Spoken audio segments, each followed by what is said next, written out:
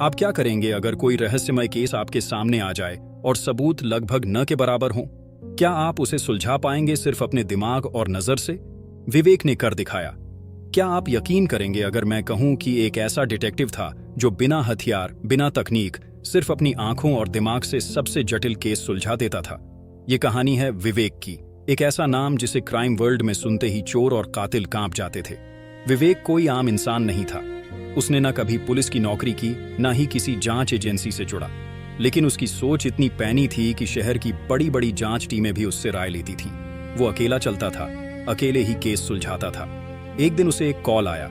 शहर के नामी बिजनेसमैन राजदीप मल्होत्रा की बेटी गायब हो गई थी। पुलिस कुछ नहीं कर पा रही थी और मीडिया इसे हाई प्रोफाइल मामला बना चुकी थी। विवेक को बुलाया गया। जैसे ही उसने केस की फाइल खोली, उसकी नजर सबसे पहले तस्वीरों पर पड़ी। लड़की आखिरी बार एक आर्ट गैलरी में देखी गई थी। कोई क्लू नहीं, कोई संदिग्ध नहीं, लेकिन विवेक के लिए इतना ही काफी था। उसके दिमाग में सवालों की दौड़ शुरू हो चुकी थी। विवेक ने सबसे पहले आर्ट गैलरी का दौरा किया। वहां की सीसीटीवी फुटेज देखने पर पता चला कि लड़की अकेली आई थी और करीब 15 मिनट बाद एक काले सूट वाला आदमी भी अंदर गया।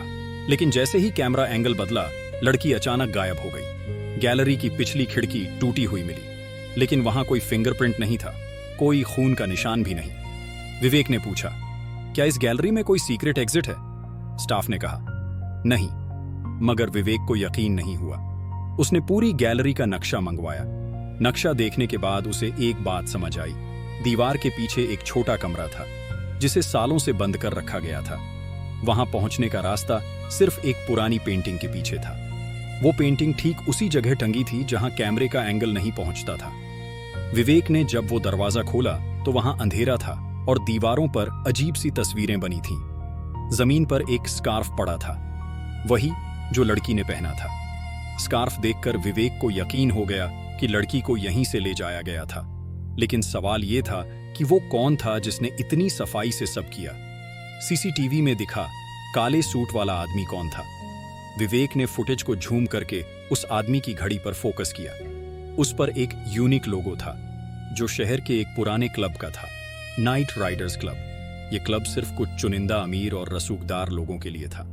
विवेक उसी रात वहां पहुंचा। क्लब के बाहर सिक्योरिटी टाइट थी, लेकिन विवेक ने अपनी पहचान बताई तो उन्हें अंदर बुलाया गया। वहां की सजावट देखकर ही समझ आ गया कि यहाँ कुछ तो छिपा हुआ है। वो धीरे धीरे उस आदमी को ढूंढने लगा जो फुटेज में दिखा था। कुछ देर बाद उसे वहीं घड़ी पहने एक शख्स दिखा। नाम था समरजीत रंधावा, एक रिटायर्ड आर्मी ऑफिसर जो अब सोशल मीडिया इन्फ्लुएंसर बन चुका था।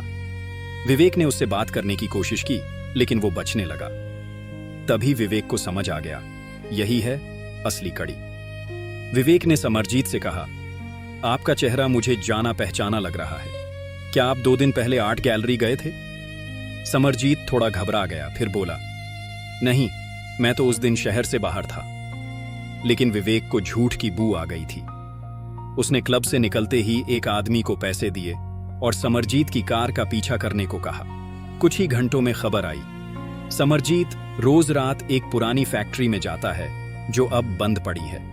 विवेक ने अगली रात वहां पहुंचने का प्लान बनाया। अंधेरे में छिपकर वो फैक्ट्री के पास पहुंचा।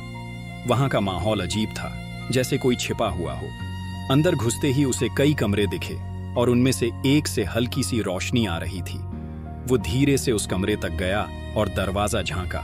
अंदर वही लड़की थी, जिंदा लेकिन डरी हुई।